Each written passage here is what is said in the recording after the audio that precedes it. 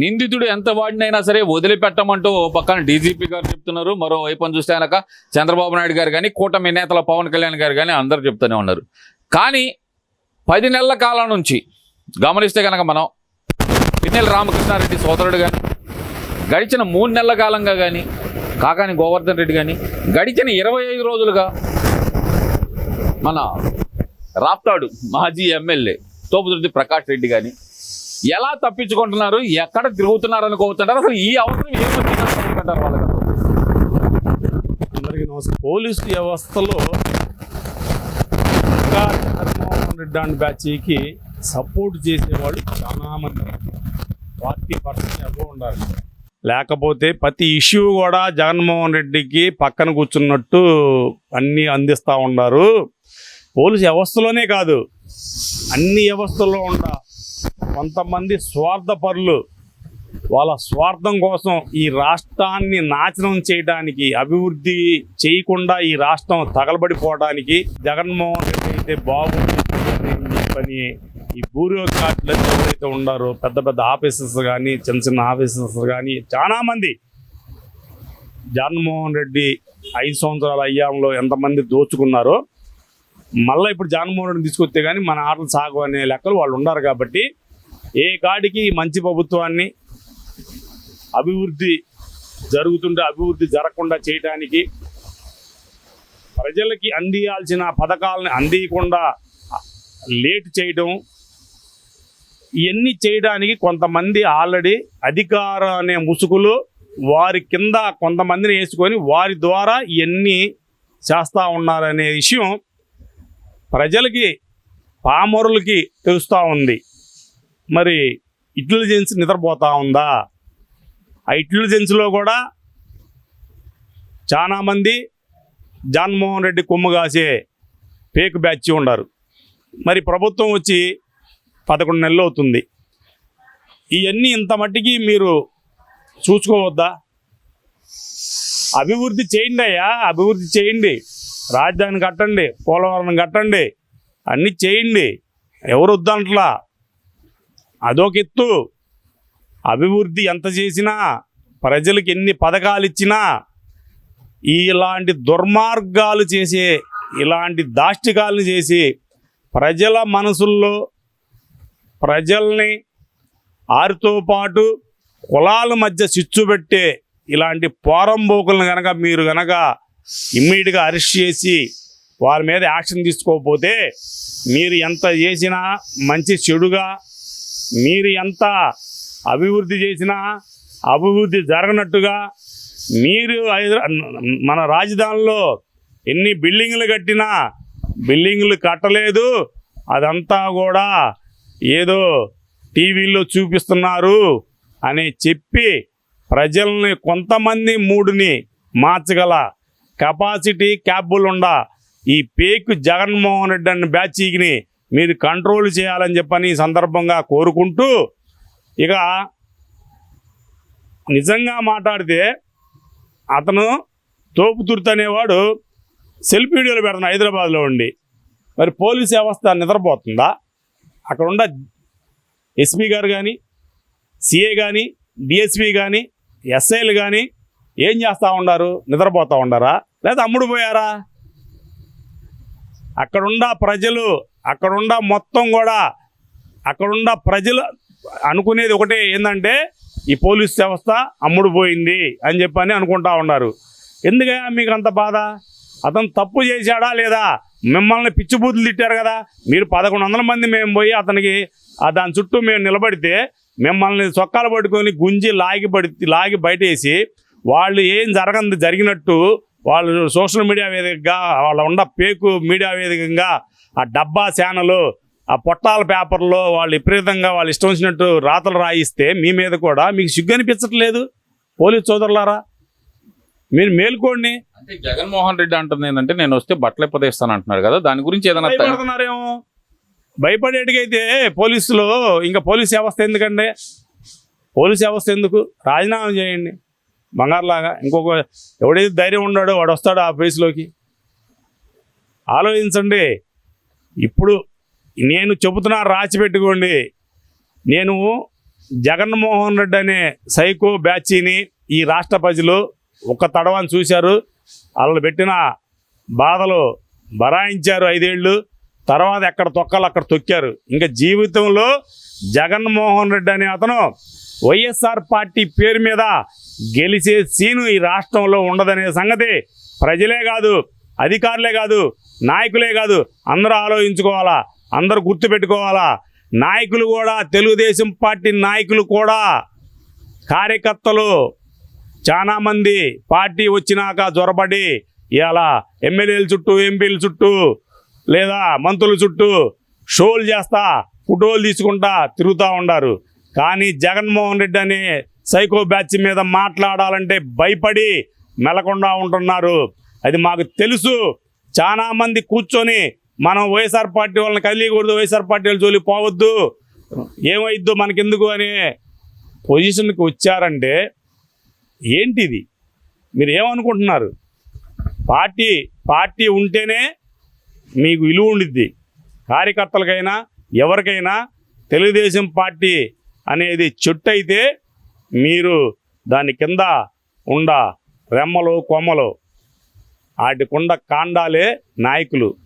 ఈ నాయకులు కూడా కాండంలాగా బలిష్టంగా బలంగా తయారయ్యి మీరు బలంగా గనక ఈ కార్యకర్తలు క్యాడర్లో గనక మీరు పంపించలేకపోతే లాస్ట్ సంవత్సరం గుర్తుపెట్టుకోండి, 2028 నుంచి మీ పక్కనుండ 1000 మంది 700 మందికి, 700 మంది 500 మందికి, 500 మంది 200 మందికి, లాస్ట్కి ఓన్లీ 25 మందితో మిగులుతారు. సరే, ఇదంతా ఒకే అనుకుందాం. అనిల్ కుమార్ యాదవ్ 10 నెలల తర్వాత బయటకు వచ్చి నేనేం పారిపోలేదు, ఎక్కడా దాక్కోలేదు, నేను ఎవరికి భయపడే రకాన్ని కాదంటే ఒక పక్కన చెప్తానే, మరో పక్కన నా మీద కేసు పెడితే ఏమవుతుందబ్బా, చాలా చాలా చాలా చాలా చాలా చాలా పేర్లు బయటకు వస్తాయి అంటున్నాడు కదా, ఏమనుకోవాలంటారు? ఇవన్నీ ఓరకొక్కలు ఇవన్నీ బెదరు. ఇప్పుడు కొడాలిగాడు, ఈ అనిల్ గాడు, వాడు పోరంబోకు, వాడు తొరిపల్లి నానిగాడు ఓ పోరంబోకు, ఇప్పుడు జైల్లో ఉండే ఒక యాదవ్ పోరంబోకు నా యాదవలో, ఇంకా రోజారెడ్డి ఒక యాదవ్ ముఖంది. మళ్ళీ ఇవన్నీ ఎసుకుంటే అంటే వాడు కాకాని గోవర్ధన్ రెడ్డి అనేవాడు, వాడు చంద్రశేఖర్ రెడ్డి అనేవాడు. ఇవన్నీ ఏంటంటే మన పక్కన 100 మంది ఉంటే కానీ మనకి లేకవదు, లేకపోతే నోరు రాదు. ఏమి ఇసుంటి ఎదవలు ఈ మొండలో పార్టీ ఉండి, ముఖ్యమంత్రి జగన్మోహన్ రెడ్డి ఉండి, పోలీసు వ్యవస్థ చేతులు ఉంటేనే వీళ్ళకి మాటలు వస్తాయి, లేకపోతే నోర్లు వెగులుతాయి, లేకపోతే నోరు రాదు. ఇవాళ ఈరోజు బయటకు వచ్చి ఎప్పుడో వస్తాడు, అమావాస్యకి పూర్ణానికి వస్తాడు. ఆడు కూడా ఈ రోజారెడ్డి వచ్చినట్టు ఎప్పుడో వస్తుంటాడు. వచ్చి బయటకు వచ్చి ఆ నోటు పారుదల మంత్రి, వాడి పేరు పాత మంత్రి, ఆడు ఇట్నే మాట్లాడుతుంటాడు. ఏమైద్ది చెప్పు, నీకు దమ్ముంటే చెప్పరా బాబు, ఎవడొద్దన్నాడు? అది వైఎస్ఆర్ పార్టీ వాళ్ళైనా, టీడీపీ వాళ్ళైనా. ఆ రోజుల్లో టీడీపీ వాళ్ళు ఎవరన్నా మీతో చీకట ఒప్పందం చేసుకొని చీకట వ్యాపారాలు చేస్తే ఇవాళ తాట తెస్తాడు చంద్రబాబు నాయుడు గారు. ఏమైంది? నీకు దమ్ముంటే ఎవరైతే మీతో వ్యాపారాలు చేశారో, మీరు నిజంగా మీరు మగవాళ్ళు అయితే, మనుషులైతే, మీతో మా టీడీపీ వాళ్ళు ఎవరైతే ఆ రోజు చీకట వ్యాపారాలు చేశారు వాళ్ళ పేర్లు చెప్పండి, ఎంక్వైరీ పెడతారు. ఎంక్వైరీలో నిజమని తెలిస్తే వాడు మంత్రి అయినా సరే, ఎంపీ అయినా సరే, ఇంకొకళ్ళైనా సరే చంద్రబాబు నాయుడు ఈడ్చి బయటికి తోస్తాడు. మీ పేకు మల్లిగా, మీ జగన్మోహన్ రెడ్డి సైకో మల్లిగా చంద్రబాబు నాయుడు గారు కాదు. గుర్తుపెట్టుకో, ప్రజలకి ఎవడైతే అన్యాయం చేస్తున్నాడు అనుకుంటే సొంత మనిషిని కూడా బయటపడేసే టైపు మా చంద్రబాబు నాయుడు గారు. అందుకే ఆయన ఆర్డర్ కోసం, ఆయన కోసమే మేము ఓపిక పడతా ఉన్నాం. ఆయన ఏం చేస్తాడు? ఇప్పుడు సంవత్సరం అయింది, ఇంకో సంవత్సరంలో ఇలాంటి దాష్టికాలు చేసిన వాళ్ళందరూ లోపలేకుండా ఉంటాడా? ఇలా తాట తీయకుండా ఉంటాడా? ఈ జగన్మోహన్ రెడ్డి ఎన్నిట్లో అన్యాయం చేశాడు. ఓన్లీ లిక్కర్లోనే 30,000 కోట్లు దొబ్బేసి రోజుకి 60 కోట్లు అంటే, నెలకు 60 కోట్లు అంటే, మినిమం నెలకు 60 కోట్లు అంటే వాళ్ళు 60 నెలలు పరిపాలించారు. అంటే ఎన్ని వేల కోట్లు దొబ్బేశాడు జగన్మోహన్ రెడ్డి. ఇంకా అవి ఆయన తీసుకుంది కాక ఈ పక్కన ఎనకొండ బ్యాచ్ ఇంకో 100 కోట్లు. అంటే ఈ లెక్కన 15,000 కోట్లు ఓన్లీ లెక్కర్లోనే దొబ్బారు. అలాంటప్పుడు 100 కోట్లు ఫ్రాడ్ జరిగితేనే అన్ని రాష్ట్రాల్లో లోపలేశారు కదా కేంద్రం, మరి ఢిల్లీ ముఖ్యమంత్రి లోపలేశారు కదా, మరి పక్క రాష్ట్రంలో ఉన్న మాజీ ముఖ్యమంత్రి కూతుర్ని లోపలేశారు కదా.